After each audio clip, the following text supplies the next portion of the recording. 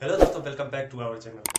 तो इस वीडियो में हम मैथ्स की स्ट्रेटेजी को लेकर आए हैं जो कि आपके लिए एक बिल्कुल ही मेडिसिन की तरह कारगर होगी। और जो आप अपने एग्जाम में इसको अगर आप अपने अप्लाई करते हैं अपने पढ़ाई में तो आप जरूर एग्जाम में झंडा गाड़ के आएंगे और फिर आके कहेंगे भैया क्या स्ट्रेटेजी बताई थी आपने। तो चलिए इस वीडियो को शुरू करते हैं।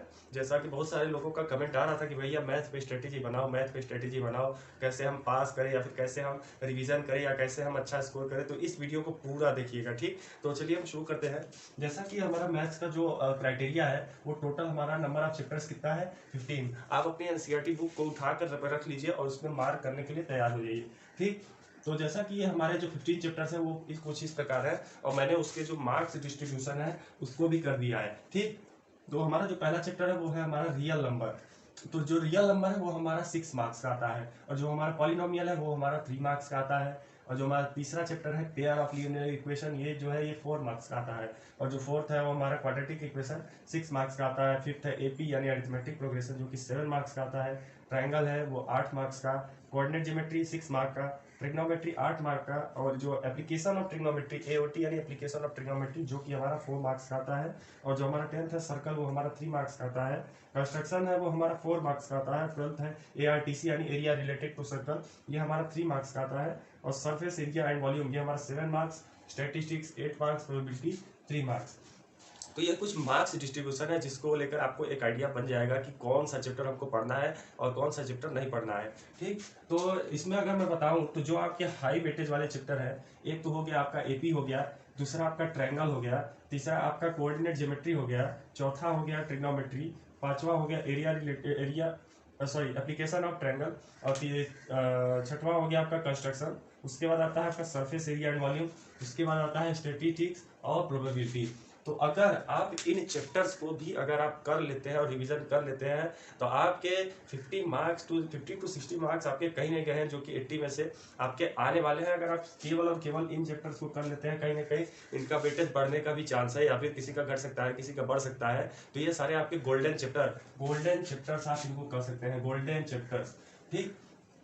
अब बढ़ते हैं जैसे जो हमारे जो जो इस वीडियो का टॉपिक है कि इंपॉर्टेंट टॉपिक क्या होने वाला है। भैया हमको इंपॉर्टेंट टॉपिक चाहिए कि हम क्या पढ़े और क्या ना पढ़े।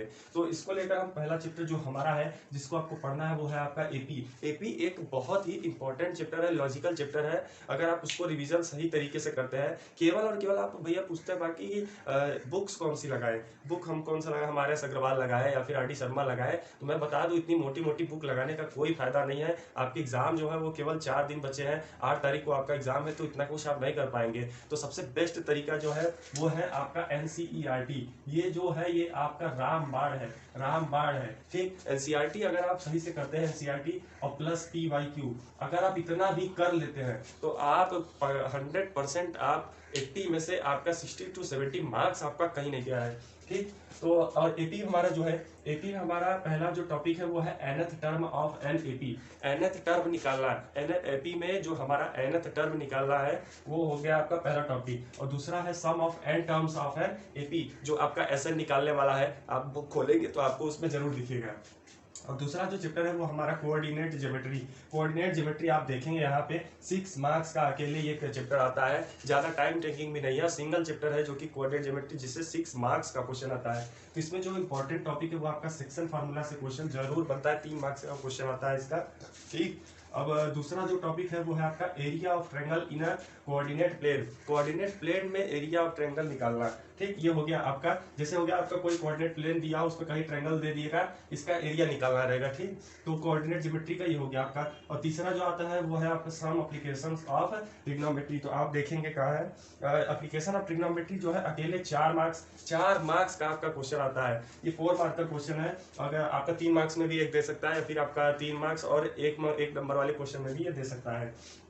तो इसमें जो हमारा जो मेन टॉपिक ये है कि solving real world problems involving height and distance.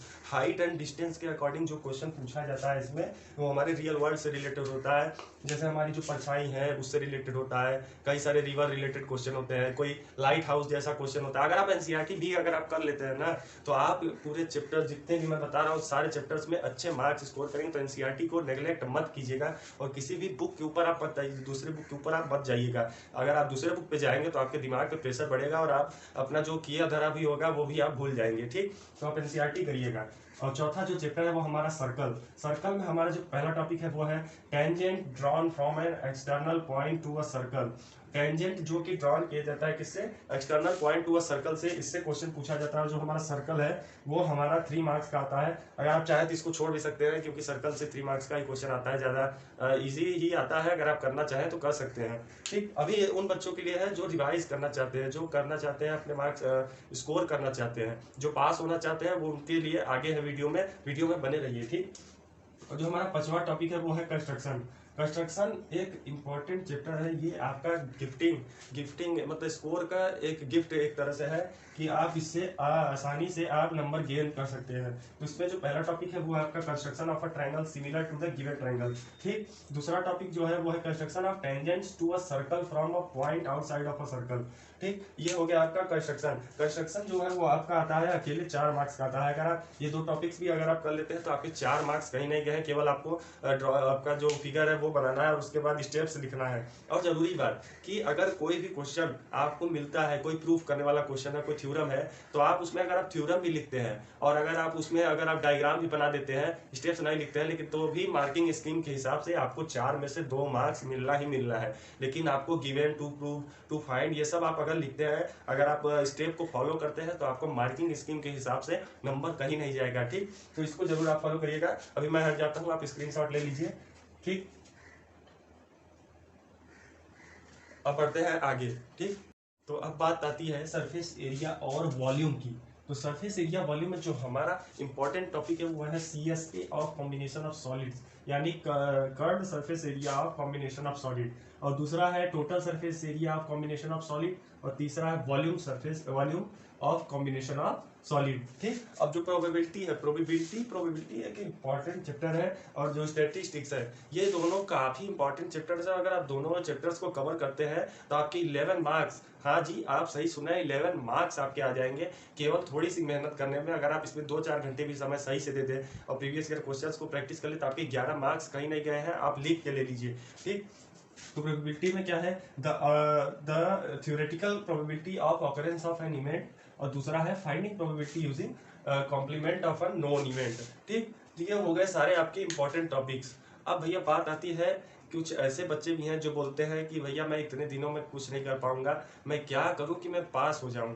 तो पासिंग मार्क्स पाने के लिए आप इसको फॉलो करिए। देखिए यहाँ पे आपके इतने चैप्टर जो मैंने लिखे हैं, ये सारे चैप्टर्स इजी चैप्टर्स हैं। अगर आप इनको भी कवर, अगर आप अलजेब्रा को छोड़ देते हैं तो भी आप कोऑर्डिनेट ज्योमेट्री, ट्रायंगल और ट्रिग्नोमेट्री और स्टैटिस्टिक्स प्रोबेबिलिटी और कंस्ट्रक्शन को करके आप 40 मार्क्स आराम से गेन कर सकते हैं। 40 मार्क्स, तो 40 मार्क्स पास होने के लिए बहुत होते हैं। तो इसमें आपको एक बात जरूर ध्यान रखना है कि कोई भी क्वेश्चन आपको छोड़ के नहीं आना है, कुछ भी ना है, लेकिन to find, to prove, given जो है, जो लिखने का एक सही तरीका है, उसका डायग्राम, तो इसको आप जरूर करके आइएगा। आपका मार्किंग स्कीम के हिसाब से आपको मार्क्स सही ढंग से मिलेंगे और हर स्टेप पे आपको मार्क्स मिलेगा। ठीक, तो यही कुछ बातें थी। तो अभी इसी के साथ हम इस वीडियो को समाप्त करेंगे। आने वाली अगली वीडियोस में हम फॉर्मूले 1 शॉट में करेंगे सारे चैप्टर्स के। अगर इंपॉर्टेंट क्वेश्चन हो सके तो हम आपको जरूर देंगे। तो इसके लिए आप वीडियो को लाइक करिए और चैनल को सब्सक्राइब करिए। भाई वो इतनी मेहनत लगती है एक वीडियो बनाने में, तो एक लाइक छोटा सा जरूर कर दीजिए और सब्सक्राइब करना मत भूलिएगा। आज तब तक बने रहिए हमारे साथ, हमारी अगली वीडियो के आने तक।